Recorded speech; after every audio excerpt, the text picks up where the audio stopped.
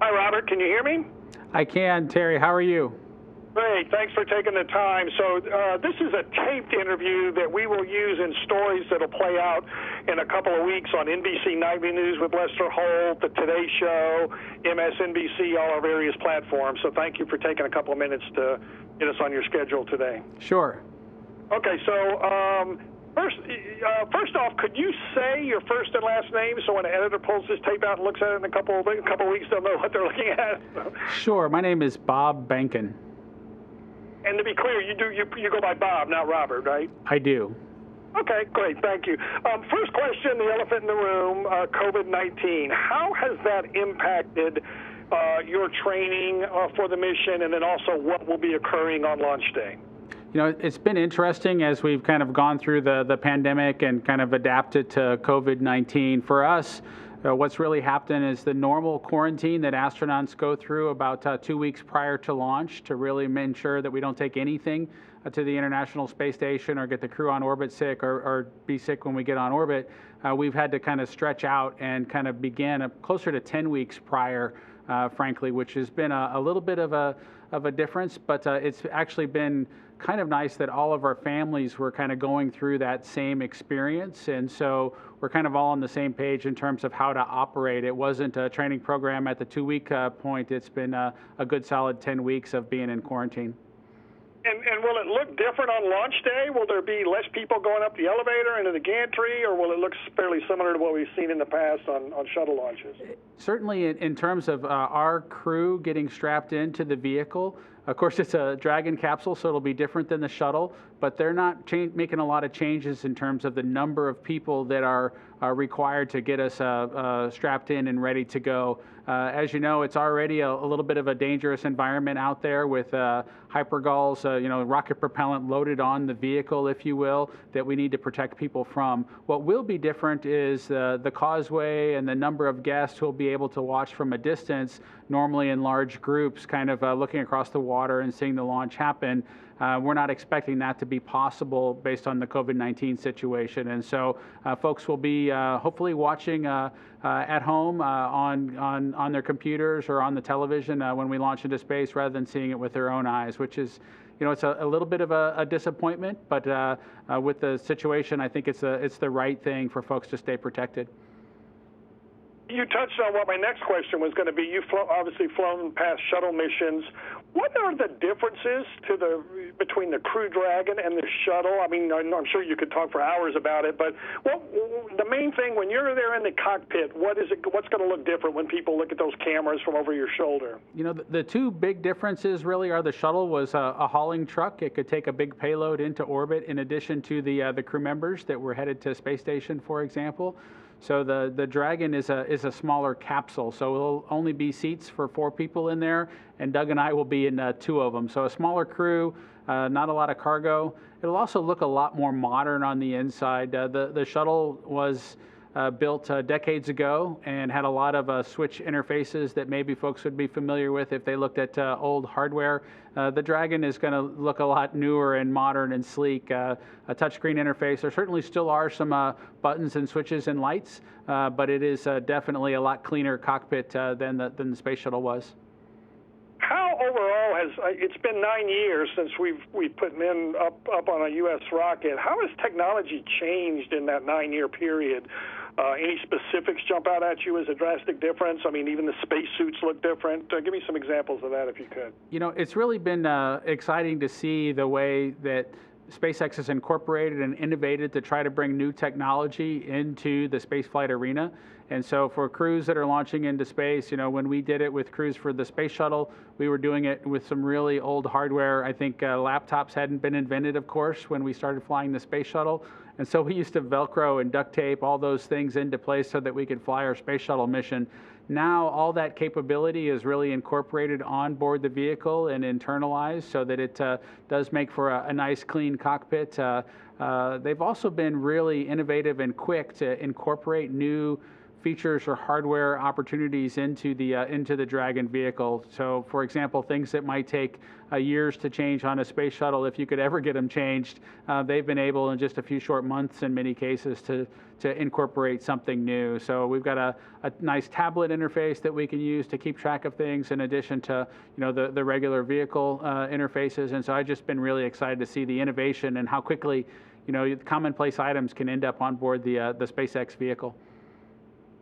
Question, if you can look ahead, on launch day, what are your emotions going to be? Nervous, excited? How do you think you're feeling? I think that I have answered this question several times, and I think it's something that's unique about the folks that are selected to be astronauts. I expect us to have a little bit of excitement going into the mission, but also tempered with a kind of an extreme focus on being able to execute the things that are in front of us. And that folks often talk about, are you afraid of the mission? Are you afraid to ride a rocket or things like that? I think in our experience, we're actually most afraid of making a mistake and kind of taking away the progress or the success of the mission from the folks that have worked so hard to make it possible. And so, I really expect maybe a tinge of nervousness, but it's really going to be dominated by that precise focus on everything that's in front of us to pull off a mission like this. And my clock is ticking out. I think I got time for one more. You touched on the work with SpaceX and how that's different than just the NASA days. How is that different, and are you confident in SpaceX and their product? One of the things that's really been interesting over the last couple of years as we've learned to work with our commercial partners is how both SpaceX and NASA have evolved to work together.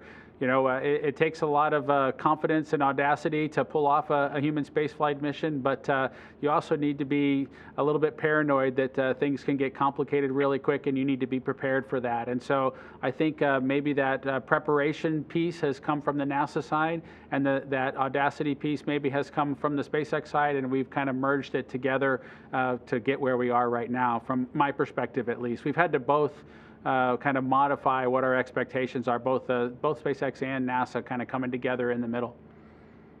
Great, thanks. I've been given the wrap, but thank you for your time, and hopefully we'll get to meet face-to-face down the road when we're past all this. So. All this COVID thing, or in some sort of virtual space as well. Thank you, Terry. All right, have a good weekend. Thank you. Thank you. Okay, I guess we're back.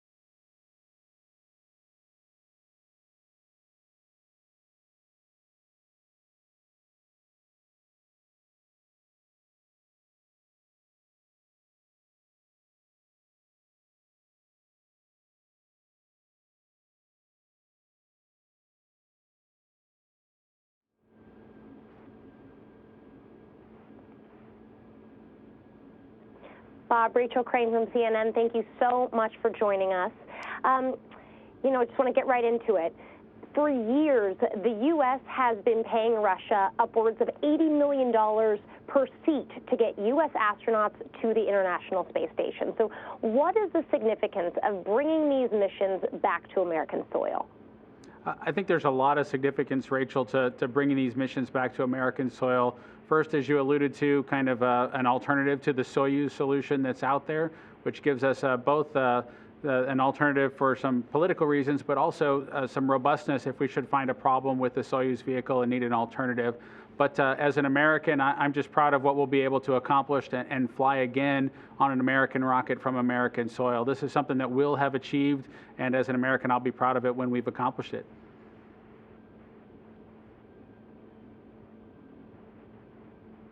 Now, DM2 is hardly the first time you've put your life on the line. You've been to space twice already. Prior to that, you were a test pilot. But, you know, humans have never flown in a spacecraft, and you're a father now. So does that add an extra layer of anxiety to this mission for you? Certainly, after having a child and being a father, there is a different level of preparation, both to share the mission with my son, which is something I'm super excited to have the opportunity to do. Of course, he's only seen pictures and video from before he was born from my previous missions. But certainly there is risk associated with a mission like this as we go forward. But I do want him to know that it's a mission that I feel strongly about. It's going forward in a way that I think is important for us as humans, but as Americans as well. And I want him to be proud of his father as we kind of go forward with the mission.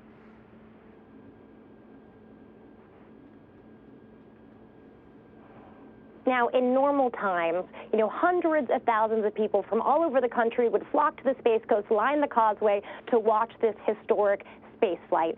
But they're being told to stay at home because of COVID-19. Does the pandemic cloud this launch? From my perspective, the pandemic itself doesn't really change what we're trying to accomplish here. We're trying to do something that Americans have accomplished again, flying off the Florida coast on an American rocket. And I'm really looking forward to what folks share with me as the creative way that they've been able to still follow along with the mission, whether that's at home or in kind of a family viewing area they've been able to watch it, or kind of separated in another way as they try to follow the constraints that we need to live under so that we can remain safe and kind of get this virus under control so we can get back to some more sense of normalcy. But I don't think it clouds in any way. It will just change the experience and how people are able to, in some sense, share it and absorb it as it actually happens.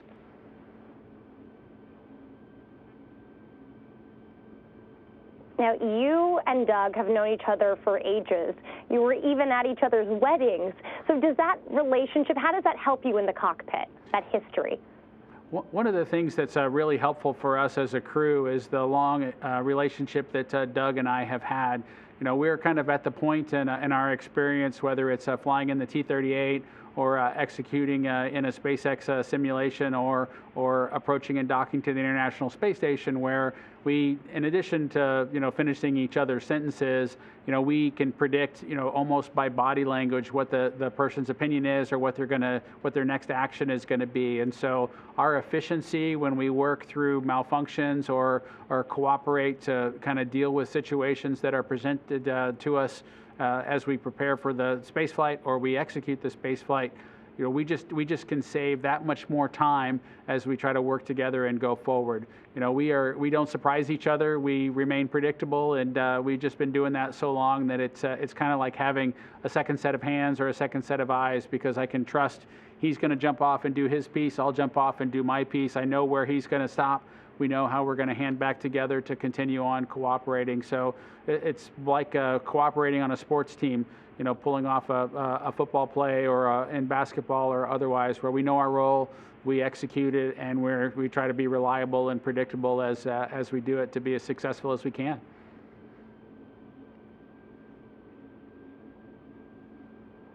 Now, SpaceX designed, built, owns, and operates Crew Dragon. NASA is just the customer. So how does that new relationship change the experience for the astronauts like you? You know, for us as astronauts, the relationship that SpaceX has with owning the vehicle and operating the vehicle has an interesting asterisk next to it, which is that inside the vehicle we do have a lot of capabilities that we need to know how to use should problems arise. And so we have spent a lot of years developing what those capabilities should be to keep the crew safe. We primarily focus on putting capabilities in the crew's hands that allow them to safely make it back from their space mission.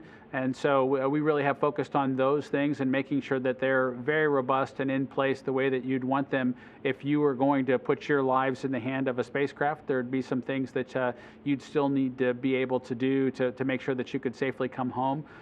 That being caveated with, of course, the SpaceX team has kind of facilitated getting us to that point. So they've designed the vehicle the way that they would like it to provide us these features that put us in control at specific times or in specific situations.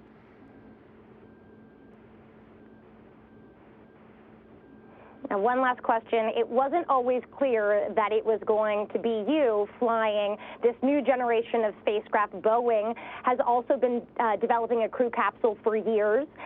So how does it feel that it's you and SpaceX that won this race? Well, you know, the race isn't over until it's over. We definitely feel like we're in the lead to make it to the International Space Station and retrieve the flag that STS-135 left behind.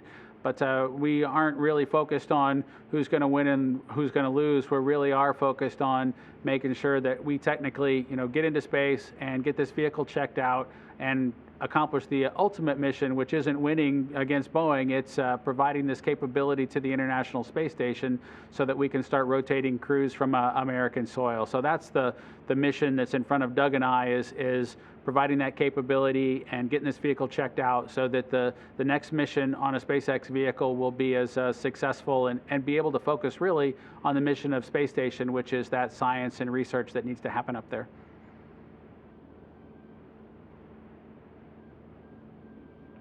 Well, Bob, thank you so much. Certainly looks like you guys are going to win this race here. Really appreciate the time and can't wait to be on the ground with you in Florida and watch this amazing launch. Well, thank you, Rachel. Look forward to you guys getting able to see it. It should be a great show.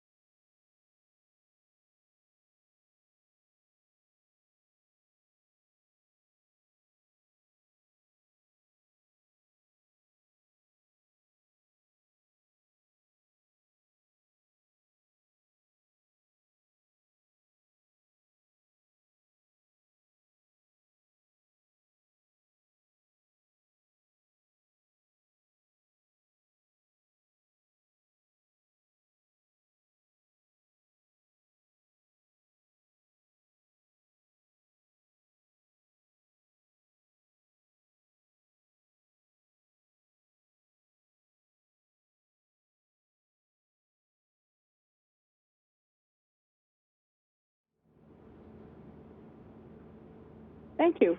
Bob, Doug sort of dodged this question, but I'm trying to see if you're willing to go for it. What's your call sign, and how did you come by it?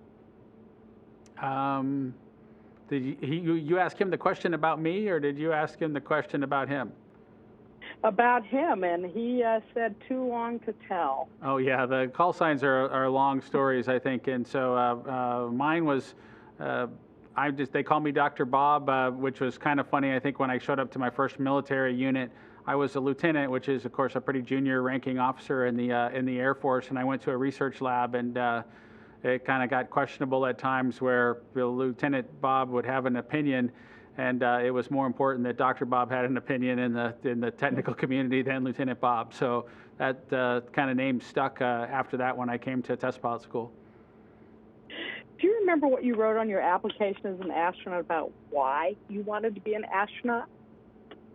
That's a really good question. In terms of what I wrote on that, let me think for a minute what I would have written on that application. You know, I can't remember exactly what the words were. We used to have to write a short a paragraph to kind of present to the audience there in the selection board. I expect that what I wrote on that point was that I really was already doing the role of an astronaut as a flight test engineer at Edwards Air Force Base, and I really liked the job that I was doing, and thought that just the next extension was, you know, to go off and be an astronaut. So I think it was most likely a scenario along those lines that I'm effectively, you know, doing the same thing for airplanes right now and just take it to the next level. So you're part of an astronaut family. I mean, you're flying a historic mission. Megan saved Hubble. What's dinner talk like at your house? You know, luckily for us in our house, dinner talk can be really focused on other things outside the astronaut office, because between my wife and I, we kind of already know all the work stuff, and so we don't have to rehash it over dinner and talk too much about what happened at work, because she's seeing the same email traffic that I am. So inside of our house, we're luckily able to, you know, focus on our family, or focus on our son, or these days focus how we're going to manage around the, you know, the pandemic or otherwise to keep our lifestyle as normal as possible, just like everybody else. You talked about Voyager and how inspiring Voyager was. How has Voyager taken you to this point? You know, for me, NASA's missions over the years are just kind of things that have kind of punctuated kind of my experience. And so whether it's looking at imagery of a Viking lander, or on a television screen, and kind of seeing those images of the Martian surface, which was, you know, pretty inspiring as a child to see those sorts of things happen. So that was normal to me. When the Voyager probes were sending back their data, and, you know, we didn't live in an internet age. I had to wait at least for the annual to come back when the encyclopedias with how many new moons had been discovered around one of the gas giants. It just gave me, I looked forward to those things. It gave me an appetite for science that was around that science in the annual encyclopedia books, if you will, when there wasn't new Voyager data that was coming back. And so that's really what it did for me. And, you know, that extended all the way through, you know, things that might normally not be experiences that children or, you know, kids growing up to transition to adults, like the loss of Challenger, where I was glued to the television to watch the hearings to try to see what had happened that day to explain why we had lost that space shuttle. To see, you know, Richard Feynman do his thing during that process with the O-ring, and then end up at Caltech years later, of course, with his legacy there. It's just interesting to me how these things were all interconnected, and really those science missions that NASA executed in the 70s really, I think, were my motivation to end up where I am today. So you know about the risk. So how do you reconcile the risk of these missions versus the reward? From a risk versus reward perspective, I really view the continued pushing of the envelope as an important thing to do. That's how we learn from a science and engineering perspective, and so kind of that's where, you know, where I come out as far as the risk versus reward. I think continuing to push into space challenges us as Americans, challenges us as scientists and engineers, and I think that continued push is important. I think the endeavor is a good one, because there's just so much scientific data that is collected in that same process. Of course, you can push the envelope in different ways as well. And I salute the folks that do it with undersea missions or other aspects where the engineering challenge is just to take humans to a specific location is just almost overwhelming at times, but they figure out a way. And last question, you know, the number of people who've gone to space numbers in the hundreds, but it feels like we're sort of on the cusp of opening up space flight to many more. What would that mean to our understanding of the universe as a species to broaden this out? I think there are many things that we learn as a species as more people are exposed to space missions, what the preparation takes, how we operate together internationally, cooperatively to execute things. I think you know, in a microcosm, you know, we hear this piece as astronauts, this overview effect that you're able to look down on the Earth and you're changed in some way by an appreciation that there aren't country boundaries or the fragility of the Earth. All those things kind of come to the forefront. You know, I think we're all experiencing some of that as well right now with this pandemic situation where that has connected us all in a way internationally that causes us to reconsider our connection and how important it is for us to kind of work together kind of going forward. So thank you very much for your time, Bob. Godspeed. Thank you. I very much appreciate it. Hopefully you'll be watching. I will.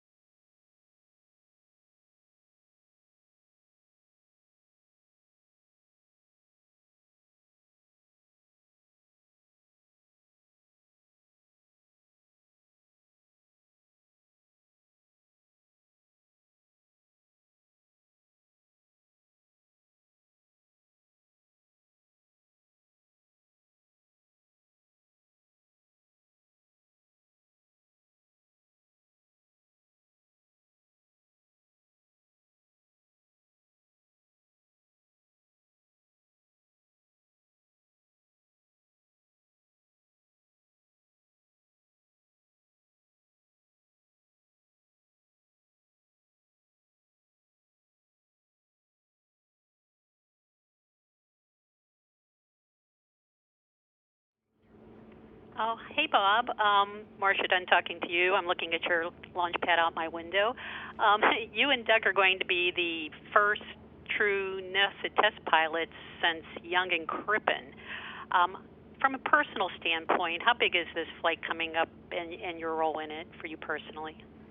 You know, it's really interesting to try to think about the role that we'll play in history as we go forward. But I think for both Doug and I think we've said this a lot of times, is that we're going to focus on our role in history kind of after we've successfully accomplished the mission. I think there are just so many technical factors and things that we need to focus on to make sure that we pull this off, that our place in history, or, you know, even trying to put our names in the same sentences as the folks who have come before us is it seems premature until we've pulled it off. Well, you know, you're even color coordinated between the rockets, the spacesuits, the capsules, the Tesla cars going to the pad. How important is it to inspire through visuals like that? Not just what you're doing, but you're doing it in such visual style is the way I see it. Could you comment on that, please, too? I think that, you know, whenever you kind of go forward as something that you're trying to use as a motivation or a mission that you have the responsibility to share with a wide audience, it's certainly important to present it in the most positive or the most complete or successful light that you can. I think that you know, there are different ways to accomplish that. I think if you look at the launch and entry suit that we wore during the space shuttle missions, I think in some sense that suit became iconic associated with the mission that was in front of it. I think still when you go and you look in movies, if they're trying to pretend to be astronauts, you'll often see something that's akin to a space shuttle launch and entry suit or the ascent entry suit, because people are so familiar with that visual, and it's become in and of itself its own piece of iconery. Now, what we're doing on the SpaceX side and the direction that they've chosen is to kind of reach back and kind of pull forward maybe a retro styling or a different way of creating their own unique kind of mission symbol or symbology rather than trying to copy what was done on the space shuttle side. So I think both of those ways work. You can do it the way where you create something that already is in the history, like copying the space shuttle suit or copying something a little bit more like science fiction. But both of them have succeeded, I think, in terms of becoming iconic, in terms of symbolizing the mission in front of us or the excitement associated with what we're going to accomplish. Well, what about riding a Tesla to the pad? I mean, Tesla is the car of space travel, I suppose, right? Well, I think that there's balances with that as well. I think the Tesla is what we take to the pad, but if you look at what we have in place from a contingency perspective, it's an armored personnel carrier that we would come back if we did have a hiccup that was out there. And so there's some importance to you can look at those two things and look at them as one as a launch and entry suit on the space shuttle side versus the space shuttle suit. You can look at that MRAP and park next to a Tesla, and they all have their role and are trying to accomplish different aspects of the mission as required. Well, I'm presuming your wife and son will be coming to the launch, that they're not going to have to stay away. Is that so? And will they be able to visit you in crew quarters once you're quarantined there at JSC and then here at KSC? The intent, I think, going forward is to include our immediate families in that quarantine bubble. We've effectively had to do that as a part of the COVID-19 situation where we still need to have someplace to live. It's impractical to jump into quarantine, particularly with the situation evolving as it was just a couple of months ago. And so we're already in quarantine with our families, and we plan to continue that. NASA has a plan to get our families to Kennedy in a quarantine fashion and then to allow us to continue to see each other. And it's, in some sense, it's actually a little bit easier with the other restrictions we expect from a guest perspective that our spouses won't have a lot of outside contacts reaching out to them in Florida, most likely. Well, I know your wife is an astronaut, but your other family members, are they more worried about you riding a new rocket like this than they were for your shuttle launches? Are you sensing more tension among other family members and close friends? I think that from a close friends perspective and family perspective, it's really hard from a rocket perspective to try to break down and say this rocket is more risky than another rocket. I think rocket flights in general are kind of all basketted in that case of flying in space has risk associated with it, and so I don't see a different level of expectation. They do often ask questions about our ability to interact with the commercial provider, with SpaceX in this case, versus our interaction with the NASA team and how that's going, because they kind of view us all wearing the same NASA badge when we were executing the space shuttle missions. But as you follow it closely, more closely than family members do, there's a deep part of the aerospace community that is in the process of making sure operations on space station are conducted safely as well. That's not all NASA calculation and hardware that's built. There are a lot of companies and folks that support that hardware or analysis piece of it, and so we have to build good relations with those folks in order to be safe on space station, and we've had to do the same with SpaceX. And given 4 or 5 years, we've had a long time, and I think pretty successful based on where we are right now. Well, everybody always wants to know how astronauts go to the bathroom in space, and how's that going to work on Dragon? I understand you have an actual toilet on Dragon. Is that just sort of a space set-aside, or is there a functioning commode?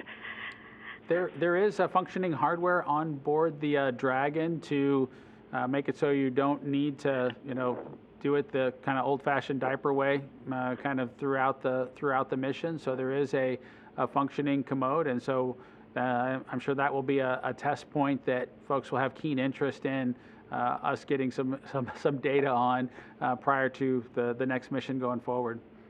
And I know that you've talked about starting traditions for this new era. Have you and Doug come up with any traditions yet on launch day? I don't know if that'll involve playing cards or stops to the pad to take an outdoor break. What have you come up with yet, or is that still TBD? We do have a series of things that we plan to do going forward. You'll see. I think the after we've accomplished them, it's a little bit uncertain as the schedule is being built right now as to what we'll be able to fit in opportunities-wise. But we're trying to draw upon our shuttle experience and our knowledge of the Soyuz experience.